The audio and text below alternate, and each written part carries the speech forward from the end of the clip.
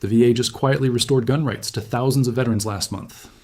Most of those veterans have no idea it even happened. If you serve this country and you want to carry concealed, you could be leaving serious legal protections and money on the table right now. Quick question before we continue. Are you subscribed? Because what I am about to reveal could protect your Second Amendment rights and save you hundreds of dollars. These are real, verified rights that most veterans completely miss. Hit that subscribe button right now, then stay with me for every single one of these. Okay, let's get into it. Number 1, and I want you to pay very close attention to this one because it just happened. On February 17th, 2026, the Department of Veterans Affairs made a major announcement. For decades, if you were a veteran who needed a fiduciary, that's just someone who helps you manage your VA benefits money, the VA was automatically reporting your name to the FBI's background check database. That database is called NICS, the National Instant Criminal Background Check System. And once your name was in that database, you were legally treated like a prohibited person. That means you could not legally buy, own, or possess a firearm at all. Here's the part that should make your blood boil. You didn't have to do anything wrong. You didn't have a criminal conviction. No court ever ruled against you. You just needed help managing your benefits check. And the VA used that against you and took your gun rights away. Tens of thousands of veterans were affected by this policy. Think about that. A veteran comes home from combat, maybe has a TBI, a traumatic brain injury, and just needs some help handling paperwork and finances. And as a direct result of asking for that help, the VA stripped their Second Amendment rights. No judge, no jury, no hearing. Gone. But here's the crazy part. The VA just admitted it was wrong. In consultation with the Department of Justice, the VA officially stated that this decades-old practice actually violates both the Gun Control Act and veterans' Second Amendment rights. They are now working directly with the FBI to remove those veteran names from the NICS database. If you or a veteran you know lost gun rights because of a VA fiduciary appointment, this change directly affects you. You may be getting your rights back right now without even knowing it. This is number 1, and it is the biggest one. But don't go anywhere, because what's coming next affects almost every veteran watching this. Number 2, let's talk about PTSD. This is one of the most misunderstood areas in veteran gun law. Most veterans believe that if you get a VA disability rating for PTSD, you automatically lose your gun rights. That is flat out wrong. And I hear this myth repeated constantly. A PTSD diagnosis alone, even a 100% disability rating for PTSD, does not automatically disqualify you from owning or carrying a firearm under federal law. Let me explain why this matters. Under federal law, you lose your firearm rights if a court legally adjudicates you as mentally defective. That is a specific legal standard. It requires a formal legal proceeding. A VA doctor writing PTSD on your medical chart does not meet that standard. A VA disability rating of 30, 50, 70, or even 100% for PTSD does not meet that standard. The VA is not a court. A diagnosis is not an adjudication. Now, where it gets complicated is the fiduciary situation we just talked about. The old VA policy tried to use fiduciary appointments as a backdoor to report veterans as prohibited persons. That is exactly what just got reversed in February 2026. But the PTSD rating itself, standing alone, does not strip your rights. Here's what most people get wrong about this. They walk into the VA, they file for disability benefits, and then they stop themselves from claiming the rating they deserve because they're afraid of losing their guns. Veterans are literally leaving money and benefits on the table because of a legal myth. If you've been holding back on filing or increasing your PTSD claim because you're worried about your gun rights, please talk to a qualified veterans law attorney about your specific situation. Now, quick legal note. Everything in this video is educational information, not legal advice. Laws vary by state and individual situations are different. Always consult an attorney for your specific circumstances before making any decisions about your firearms rights or your VA claims. Number 3, here is something that will save you real money. Did you know that multiple states offer free or heavily discounted concealed carry permits to honorably discharged veterans? Most veterans pay the same fees as everyone else because nobody told them they didn't have to. That is money being left on the table every single year. Ohio passed Senate Bill 81, which waives both the initial and renewal concealed carry license fees for active duty military and honorably discharged veterans entirely. West Virginia has a similar law making concealed carry licenses free for honorably discharged veterans. North Carolina's Senate Bill 118 reduced application fees from $90 down to $45 for veterans with honorable or general discharges. Texas, Alabama, Louisiana, Mississippi, and New Mexico all offer waived or reduced gun licensing fees for eligible veterans. All you have to do is present your DD-214 at the time of application. Here's what makes this even better. In most of these states, your military service counts as proof that you already know how to handle a firearm safely. Which brings us directly to number 4. If you're finding this helpful, imagine what you'll learn in my next video. I'm going to break down the exact 5 words to say when a police officer asks if you're carrying during a traffic stop. That one video alone could keep you out of a very bad situation. Subscribe right now so you don't miss it. Number 4, training waivers. This one is huge for veterans who just want to get their permit fast without sitting through a 6-hour class covering things they already learned in basic training. Several states allow veterans to skip the civilian firearms training requirement entirely by submitting their DD-214 as proof of military firearms experience. Florida is one of the best examples of this.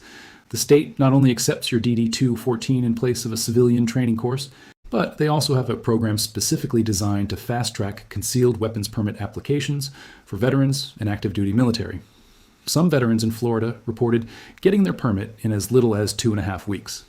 The normal processing time for civilians is around 90 days. That is a massive difference in how fast you can get your permit in hand. Other states like Ohio also recognize military training as meeting the proficiency requirement. The key is knowing to ask for this benefit when you apply. Most permit offices won't automatically offer it to you. You have to show up with your DD-214 and specifically request the military exemption or training waiver. Number 5, this one surprises almost everyone. If you have a less than honorable discharge but not a dishonorable discharge, you may be able to get a discharge upgrade, and that upgrade can restore your gun rights. Let me break this down for you. Under federal law, a dishonorable discharge is treated like a felony conviction.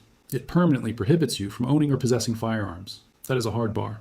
But there are other types of less than favorable discharges. Other than honorable discharges, bad conduct discharges from special courts-martial, and general discharges under honorable conditions are all different. Some of these do create firearm prohibitions, some do not, and some can be upgraded through a formal process. The Military Discharge Review Board and the Board for Correction of Military Records both have the authority to upgrade certain discharges. If your discharge is upgraded to honorable or general under honorable conditions, your firearm rights may be restored. A nonprofit law organization called Restored Honor specifically focuses on helping veterans pursue discharge upgrades. And as of 2025, there's increasing momentum in Congress to make this process easier for veterans with nonviolent records. Number 6, this is something the federal government brought back in 2285 that almost nobody is talking about. In June 2025, the Department of Justice announced it was reviving the federal firearm rights restoration process under Section 925C of federal law. This is a formal application process where certain individuals who lost their federal firearm rights can apply directly to the Attorney General to have those rights restored. This process had been essentially shut down for decades because Congress kept defunding it, but it is back. The DOJ is now developing an official web-based application through Justice, Governor. This matters for veterans who may have federal firearms prohibitions from nonviolent circumstances or prior administrative actions. This is a legitimate legal pathway that simply did not exist for a long time. Check justice.gov for the most current details on applying. Number 7, here's one that could change how every veteran in this country carries.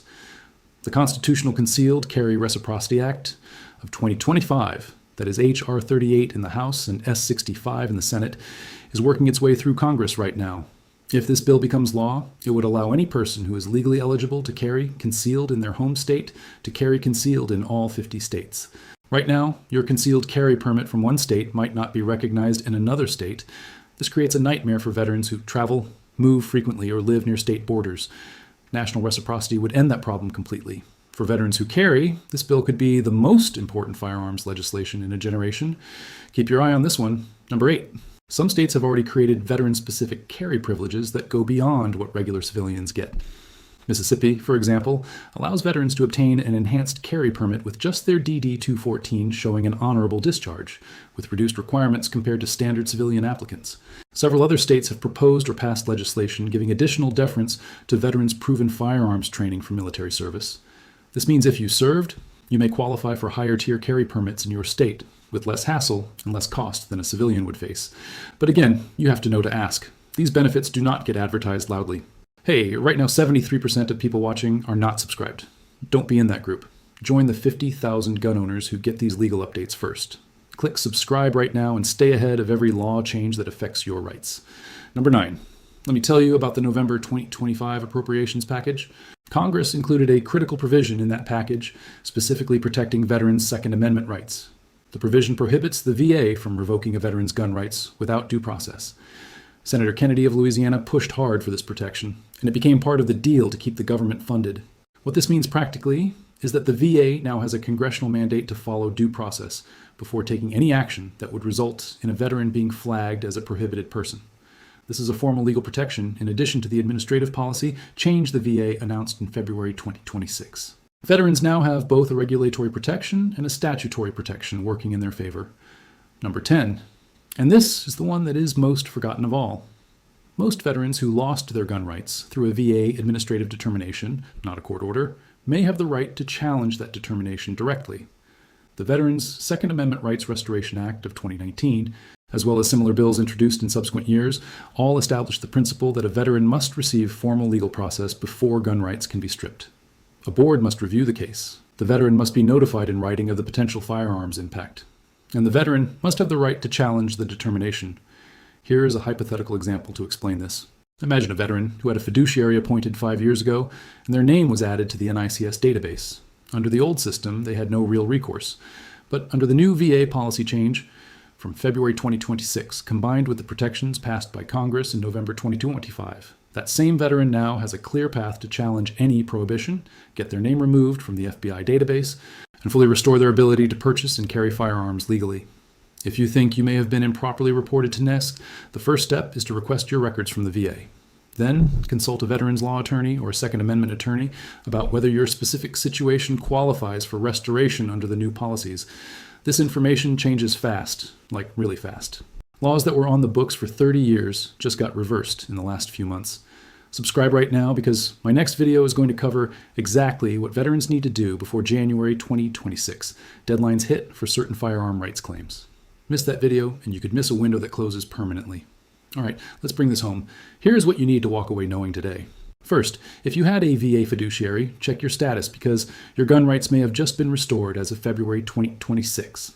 Second, a PTSD rating alone does not cost you your gun rights, so do not let that myth stop you from claiming the VA benefits you earned.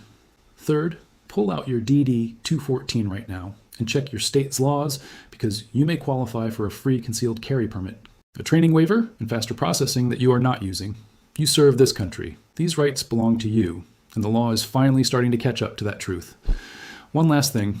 If this video helped you, please share it with a veteran who needs to hear this. They may not know any of this exists. And do me a favor, subscribe to this channel, hit the bell icon, and drop the word veteran in the comments below so I know who I'm talking to. I read every single one. I want to be very clear one final time. This video is for educational purposes only and is not legal advice. Gun laws vary significantly by state, and your individual situation may be very different from what was described here. Always consult a licensed attorney before making any decisions about your firearms rights or your VA benefits. Nothing in this video should be taken as legal counsel. Thank you for watching. Thank you for your service.